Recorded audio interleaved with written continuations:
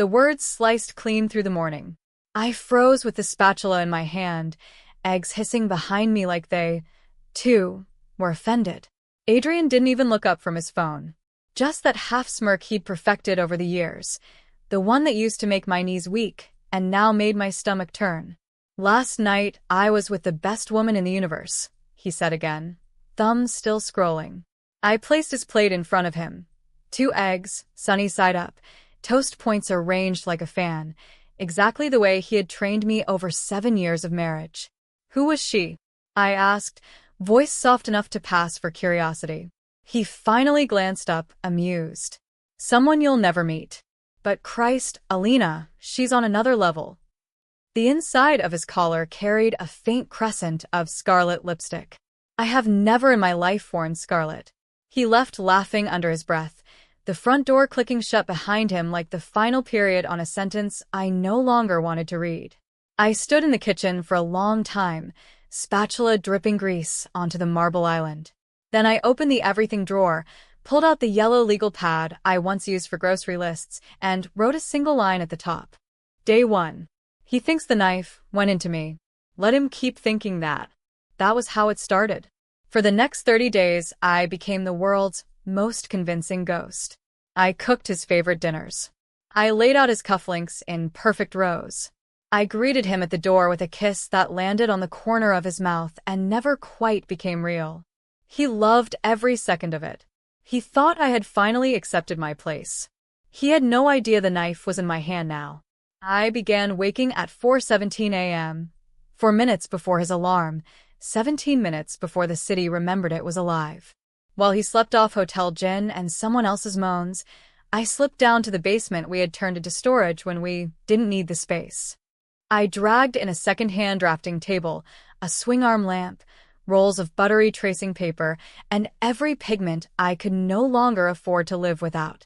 I locked the door from the inside and started designing again.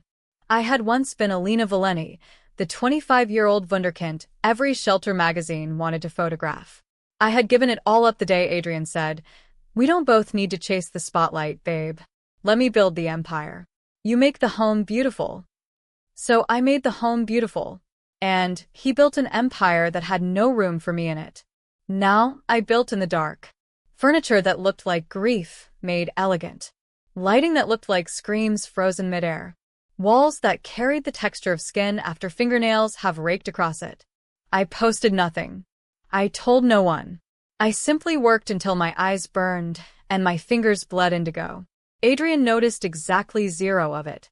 He was too busy sending heart emojis to a woman named Chloe while I passed him the fucking salt. One night in November, he left his second phone in the pocket of yesterday's jeans. I found it doing laundry, because of course I still did his laundry. The lock screen photo was them on some rooftop in Miami, her legs wrapped around his waist, his tongue halfway down her throat. I stared at it until the image burned itself onto the inside of my eyelids. Then I did something colder than screaming. I forwarded every text thread, every hotel confirmation, every naked photograph to an email address only I knew existed. I wiped the history clean. I slid the phone back into the exact fold of denim. And I kept smiling. By February, I had 21 complete designs and a whisper network of former clients who still remembered my name. I incorporated under my maiden name, Valenti Atelier. I moved every cent of my new income into accounts that required my fingerprint and my fingerprint alone. I retained a divorce attorney who specialized in wives who had been quietly written out of their own stories. Adrian came home on Valentine's Day carrying a single red rose and the faint scent of someone else's vagina. He kissed me under the chandelier and whispered, "See? We're perfect." I smiled until the corners of my mouth threatened to split. March brought the invitation that tasted like destiny wearing stilettos. The International Design Vanguard Awards. Black tie. Televised. Primary sponsor. Adrian Hale and Partners. I was on the shortlist for Visionary of the Year.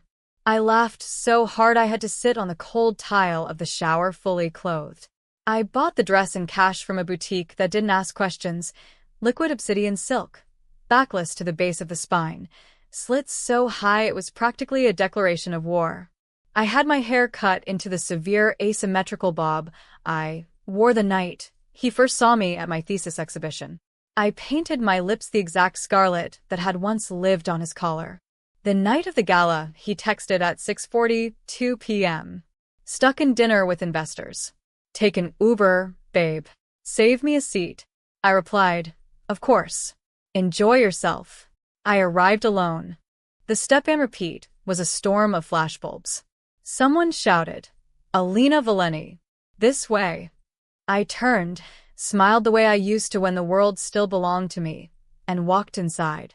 He was already there, leaning against the bar with Chloe draped over him like cheap tinsel. He saw me across the ballroom and did a genuine double-take, champagne sloshing over the rim of his glass. I pretended not to notice. The lights dimmed. The host took the stage. And the 2026 Vanguard Award for Visionary of the Year goes to Elina Valenti for her debut collection Remains. The room detonated into applause. I walked the aisle like I was walking across the ashes of every promise he ever broke. Every flash felt like vindication. Every step felt like reclaiming territory I had once surrendered without a fight. On stage, I accepted the heavy obsidian trophy and leaned into the microphone. This, I said, voice steady, is for every woman who was told her fire had to be smothered so someone else's could burn brighter.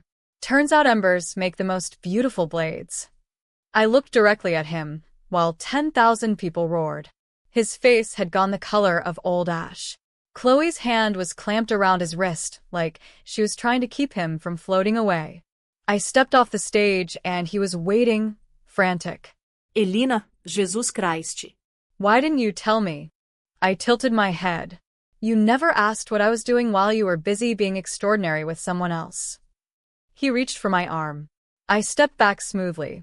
Don't, I said, soft enough that only he heard. You lost touching rights the first time you came home smelling like her. His voice cracked. Come home tonight. We'll fix this.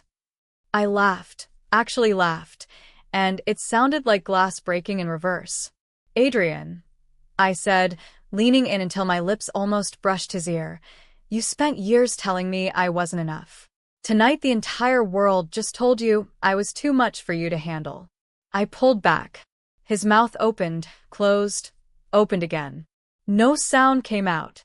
Chloe tried to step forward, claws out. I looked her over slowly, deliberately. Enjoy the leftovers, sweetheart, I said. The feast is over. I walked away. Outside, the spring air tasted like freedom and expensive champagne. I didn't look back. I didn't need to. I could feel his stare burning a hole between my shoulder blades, and for the first time in 7 years it didn't hurt. For months later the divorce was final. He kept the house, the Porsche, and the friends who never really liked me anyway. I kept my name, my company, my dignity, and the kind of peace that comes from knowing you burned the bridge only after you'd already built an entire island on the other side. Valeni Atelier is now booked solid for the next 3 years. My waiting list has waiting lists. Vogue called me the woman who turned betrayal into brutalist beauty. Architectural Digest put me on the cover with the headline, "She designed her way out of hell." Sometimes, very late at night, I still hear his voice in my head. The best woman in the universe. I smile into the dark, because he finally told the truth. He just never realized the universe had been quietly sharpening her knife at his breakfast table for 7 long years.